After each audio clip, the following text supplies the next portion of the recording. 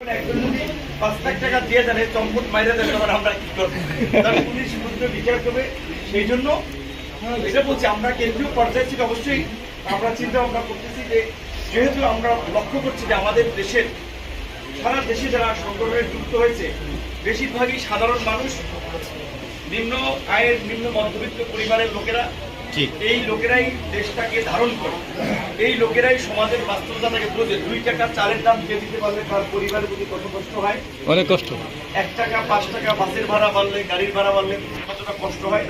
সুতরাং দেশকে পরিবর্তন করতে হলে এই নিম্নবিত্ত এবং মধ্যবিত্ত শ্রেণীর মানুষের নেতৃত্ব প্রয়োজন।